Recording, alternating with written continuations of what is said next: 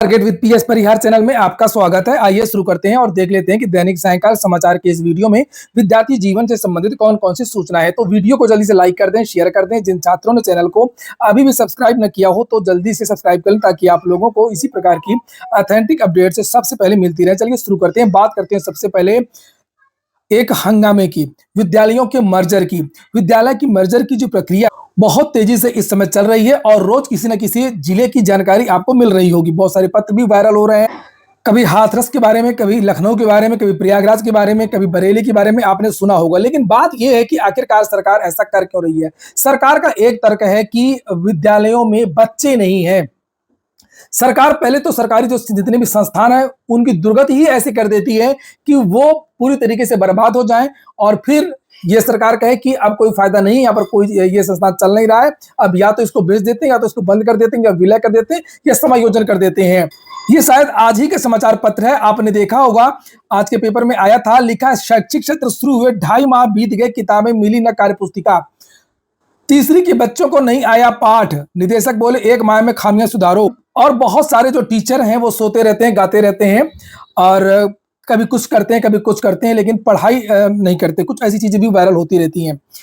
मैं सबकी बात नहीं कर रहा हूँ, कुछ की बात कर रहा हूँ। तो देखिए, मैं पहले ही शुरू में कह दूं कि ये जो सरकार कर रही है वो गलत कर रही है। सरकार चाहे तो कायाकल्प कर सकती है, जिससे जो ग्रामीण क्षेत्र के जो लोग हैं, जो गरीब बच्चे हैं, उनकी पढ़ाई निर्बाध रूप से चलती रहे।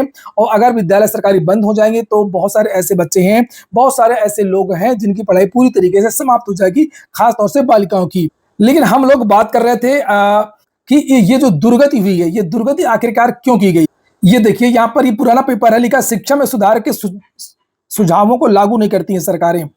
समय समय में ऐसा नहीं है, बहुत सारी एनजीओज, बहुत सारे हाईकोर्ट के आदेश, बहुत सारे सुप्रीम कोर्ट के आदेश भी आते रहते हैं जो सरकारी संस्थान हैं उनके कायाकल्प को लेकर के। ऐसा ही एक आदेश आया था 2015 में जो अब वायरल हो रहा है। अगर इसको समाजवादी पार्टी की सरकार, अखिलेश यादव, हाई कोर्ट के आदेश को अगर मान लेती और इसको लागू कर देती तो आज ये दुर्गति नहीं होती। ये उस समय का पेपर है जो अब वायरल हो रहा है, लिखा शिक्षा व्यवस्था सुधारने में मददगार है कोर्ट का आदेश। और बहुत सारे लोग खुश भी हुए थे, बहुत सारे जो लोग हैं उन्होंने इस आदेश का स्वागत भी किया था। ये उसी समय एक संपादकीय आई थी 2015 में ही, लिखा है हाईकोर्ट के फैसले से उत्तर प्रदेश के सरकारी गलियारों में हड़कंप मचा है। अदालत ने नेताओं अफसरों को अपने बच्चों को सरकारी स्कूलों में पढ़ाने का आदेश दे दिया है। काफी समय से शिक्षाविद, जानकार ये कहते आए हैं कि प्राइमरी स्कूलों में अधिकारियों, सरकारी कर्मचारियों, राजनेताओं और सरकारी शिक्षकों के बच्चों के न पढ़ने से इन स्कूलों की सही स्थिति प्रशासन तक नहीं पहुंच पाती है। ये सब कुछ जानकर भी बेखबर बने रहते हैं। कहीं ना कहीं सरकारी स्कूलों में पढ़ाई की दशा और दिशा बिगाड़ने में इनकी संलिप्तता भी सामने आती है। इन्हें इसलिए भी कोई परवाह नहीं होती है क्योंकि इनके खुद के बच्चे किसी अच्छे खासे कॉन्वेंट या अंग्रेजी माध्यम से संचालित पब्लिक स्कूलों में पढ़ रहे होते हैं, जहां डोनेशन के नाम पर इतनी अधिक फीस वसूली जाती है कि इन स्कूलों से आम आदमी और गरीब तबके के लोगों ने बहुत दूरी बना ली है।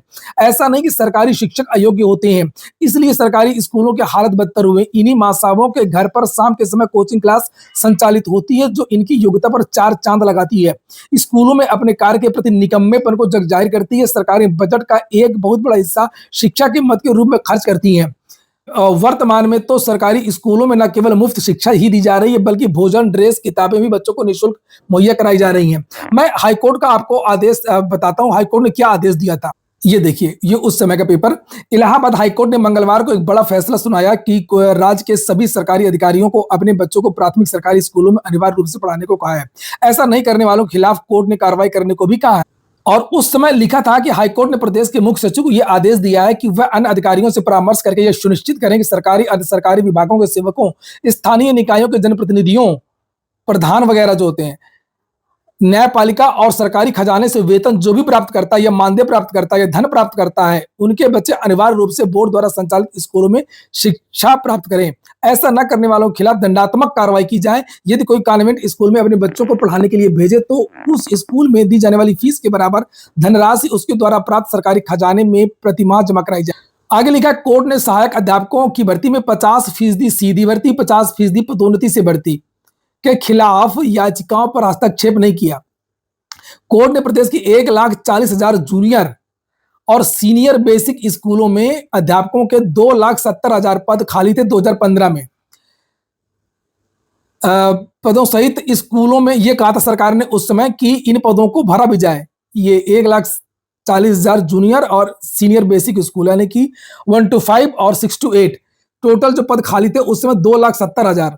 स्कूलों में पानी आदि की मूलभूत सुविधाएं मुहैया ना होने पर तीखी टिप्पणी की थी। कोर्ट ने कहा था कि प्रदेश में 3 तरह की शिक्षा है, एक कॉन्वेंट, एक मध्य वर्ग के जो प्राइवेट स्कूल दूसरे, और दूसरा उत्तर प्रदेश बेसिक शिक्षा परिषद द्वारा संचालित सरकारी स्कूल। कोर्ट ने आगे कहा था कि अधिकारियों के बच्चों को सरकारी स्कूलों में पढ़ने के लिए अनिवार्य न करने से इन स्कूलों की दुर्दशा है। इनमें ना योग्य अध्यापक हैं और ना ही मूलभूत सुविधा ले रहे बड़े लोगों के बच्चे अनिवार्य रूप से प्राथमिक शिक्षा के लिए जब तक ऐसे स्कूलों में नहीं पढ़ेंगे तब तक इनकी दशा में सुधार नहीं होगा, और इसीलिए सरकारी अधिकारी, जनप्रतिनिधियों और राजकीय सहायता ले रहे लोगों के बच्चों को बोर्ड के स्कूलों में पढ़ाना अनिवार्य किया जाए। ये एक आदेश है जो इस समय वायरल हो रहा है। नहीं, बात तो सही है।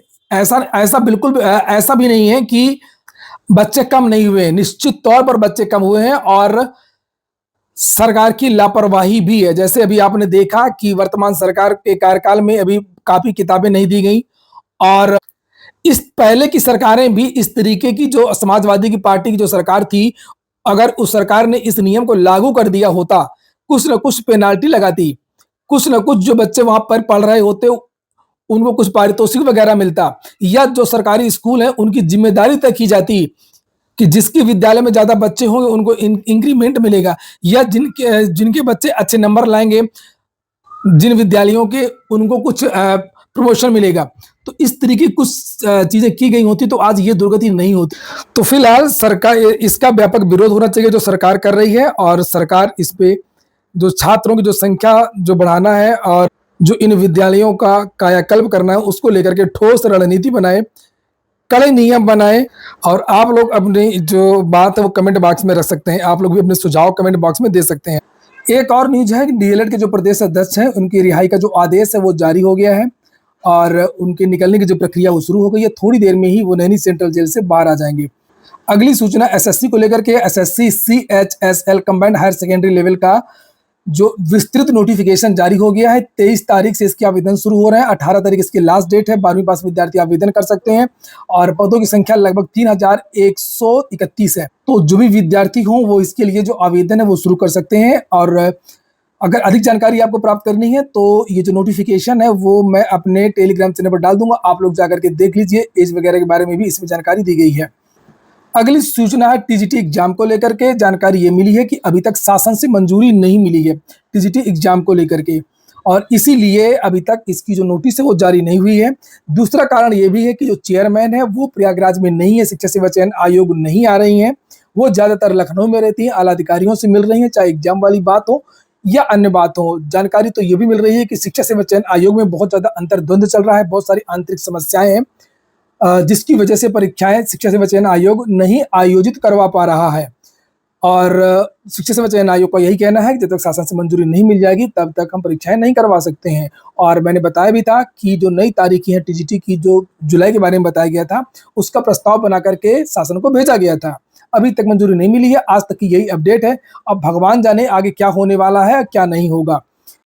ऐसा लगता है कि टीजीटी एग्जाम को लेकर के भी और पीजीटी के एग्जाम को लेकर भी विद्यार्थियों को एक बार व्यापक धरना प्रदर्शन शिक्षा सेवा चयन आयोग में करना होगा। शिक्षा सेवा चयन आयोग बन गया और बनते ही विवाद शुरू हो गए हैं। खैर, ये हो गया आज का वीडियो। पूरा वीडियो सुनने के लिए बहुत बहुत धन्यवाद।